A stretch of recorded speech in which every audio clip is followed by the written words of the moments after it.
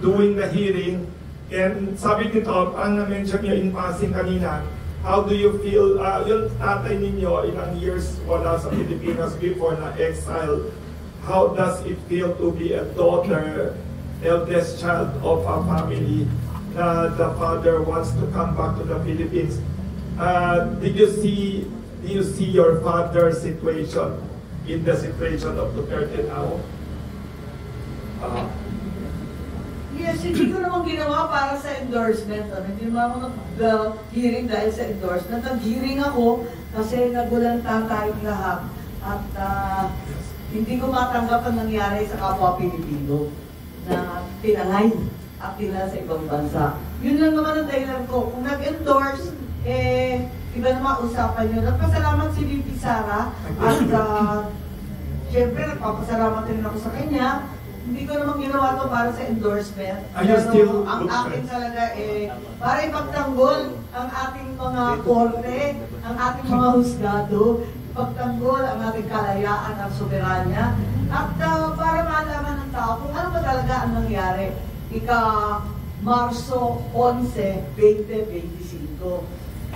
Parang hindi maganda yung date, 11. Nagka-11. Aray ko po. Anyway, ngayon ko lang napansin eh. Nagpasalamat ako sa pagdalo ni pangalawang Pangulo na lumahok siya sa pagkilig. Nagpasalamat ako, nasa Hague siya, no? Alas 3 ng umaga yun. Kaya binulabog siya at malaking bahagi sa ating pagtumbok sa totoong nangyari sa pagtakip kay dating Pangulong Duterte. Malaking bagay na nandun siya, if only for moral support. Kaya nga, sinasabi ko sa ibang mga senador na yun talagang PDP at kapartido ni Presidente, huwag kayong mawalan ng loob. Kasi, sabi nila, kalokohan na yung hearing na yan. Tapos na, nandun na siya sa The Hague. Too late na yan, kahit mag-hearing-hearing daw ng araw-araw. Hindi ko naman itong ginagawa para magpasikat, kundi malaman kung ano ang dapat gawin. Kung ano yung ay may solusyon. Kasi hindi naman tayo iiyak na lang ng iiyak, matapos tayo na maubos ang luha, kinakailangan gawin natin ang makakaya natin para sa kapwa Pilipino na maibalik dito, kung ilitisin, umarap sa husgadong Pilipino rin. Kaya, lagi nagtatanong kung okay kami ni VP, magkaibigan naman kami sa politika, kaalyado, dapat. At sa labas ng politika, kaibigan ko pa rin. Siyempre, may panahon na naaasar yan sa akin, may panahon na gusto ko rin siyang kawayin. Pero sa palagay ko, hindi nakakatulong yun. Kapag hindi nakakatulong, hindi ko na pinapatulan, hayaan mo na siya. At malinaw ang sinasabi ko sa kanya bago ng hearing. Tinatanong niya ako, sigurado ka ba sa gagawin mo? Paano ang kampanya mo? Tanong siya ng tanong eh. Sabi niya, ano bang ginagawa mo? Sabi ko, huwag mo na pagkabalahan yung kampanya. Sabi niya kasi, paano yan? Kandidato ka. Ang sabi ko, ang kandidatura ko, ang kampanya ko, para sa bayan, kung hindi ako kikilos, para saan pa yung eleksyon na yan? Magiging senador ako, ulit. Sikat ka, opisyal ka, senador ka ulit. Ang tanong, senador ng alin bansa? Kung naging probinsya na lang tayo ng The Hague, ganun ba? Senador ba ako ng The Hague? Ikatutuwa ko ba yun? Pagmamalaki ko ba yun? Na yung ICC na ang naghahari sa Pilipinas? Okay ba maging sikat na opisyal para sa ganon? Ang bihira naman. Unahin natin to, huwag yung politika. Yun ang sabi ko sa kanya. May nagtatanong dito, sorry to isa pang question. Kayo daw pinakapareho sa tatay, no? Sa ugali and intellect. Sorry. Tapos, bakit daw kayo pinaka-fearless sa family? Even during the time of your father, minsan nagsasalita kayo ng outspoken words, di ba? Next sinabi kayo noon na parang statement ang panakakya and politics. Saan ang gagaling yung pagka-rebellious, yung visualizer and critical? Saan nagagaling yung lakas ng loob niyo to always ask questions that people do not dare ask? Kasi ang Pilipino mahilig sa matapang. Saan nagagaling ang tapang niyo? Ito nga sinasadya, pinanganak na ako, Born This Way ang title. Born This Way. Pinanganak na akong ganito. I suppose I was born one of nature's rebels. Pero, ang turo naman ng ama ko, parati kapag may binabasa ka, pag may narinig ka, parati may palaisipan. Tanungin mo kung totoo. Tanungin mo kung tama ba yan. Tanungin mo kung paniniwalaan ba natin yan at aaksyonan. So, dahil din sa kanya kasi mahilig rin yan magtatanong. Marami rin yan na makulit pag nagre-report yung mga official sa kanya, pinukulot-kulot din niya. Parang narinig ko na rin yung gano'n.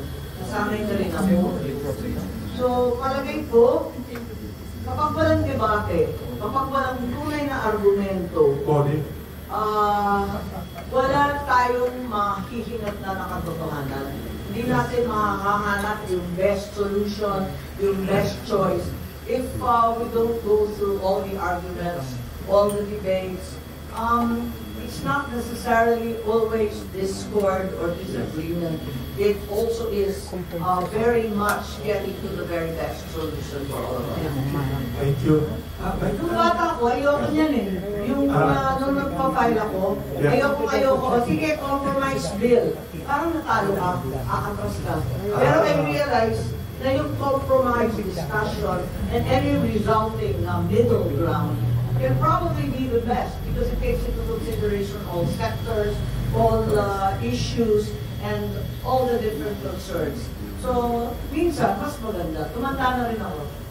Ay, sorry. May tanong dito ng babaeng journalist. March is Women's Month. You are one of the inspiration. Mga nangyari. At yung ano din po ba siya, aware din po ba siya dun sa position nyo sa mga nangyayari po ngayon? Ano po ang reaction niyo? Parang ko maraming nagre-report sa kanya eh. Diba? Kahit kagabi, wala na rin ako doon, diba? Hindi na rin ako napanggit. Okay lang.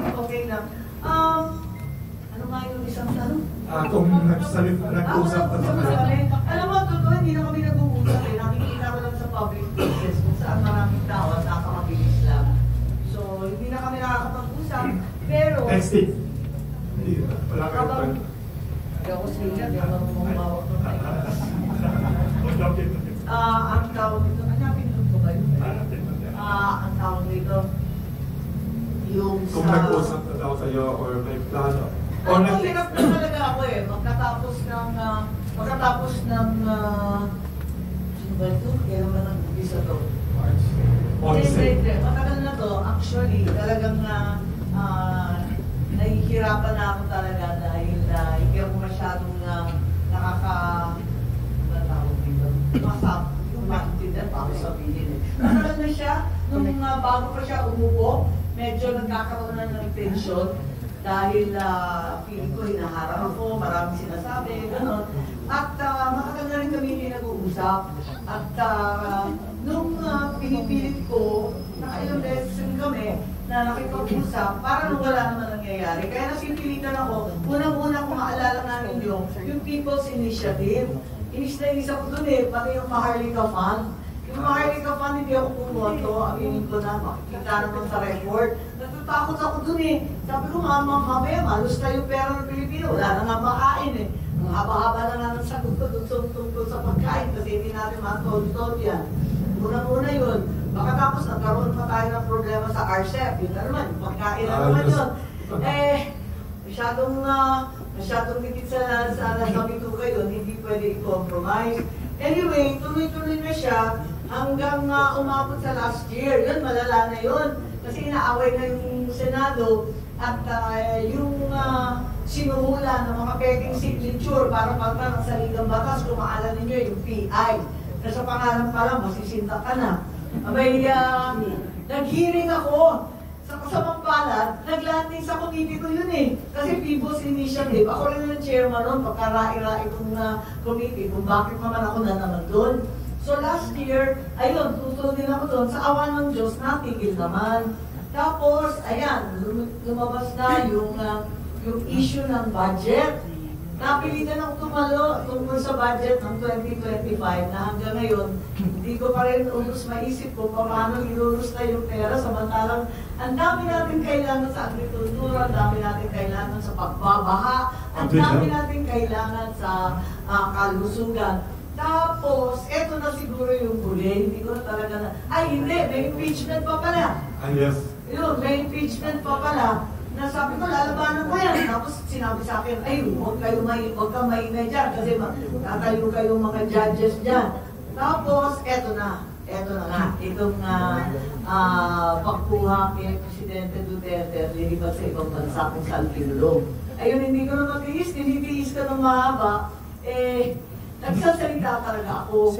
Yun, haba ng sagot ko, ano ba yung tanong? Nag-uusap pa kami? Hindi.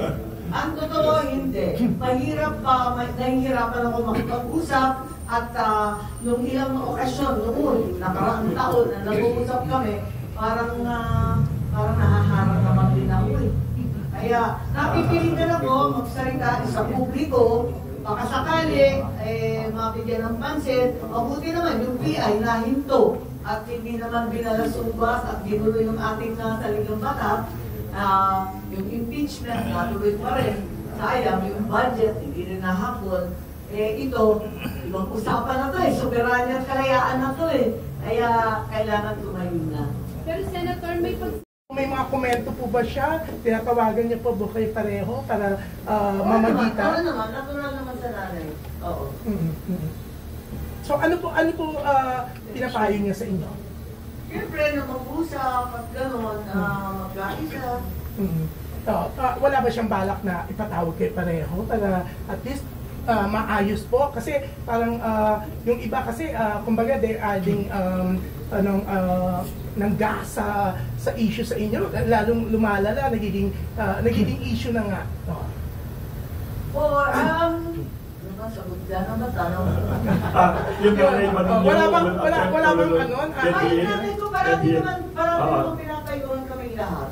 At ang mahirap sa pamilya ko, mula sa pool, lahat ng pribado nagiging publiko. Yan ang problema. Wala talagang linya sa politika at sa personal. Yan ang masakot sa amin, kaya medyo mabigat-bigat ang mga usapin ito. Okay. Ano na lang po yung sinasabi niyo pag sinasabi niya mag-usap kayo ni President Bongbong? Ano po yung sagot niyo sa mom niyo? Sagot niya sa mga nag-try mag-mediate daw.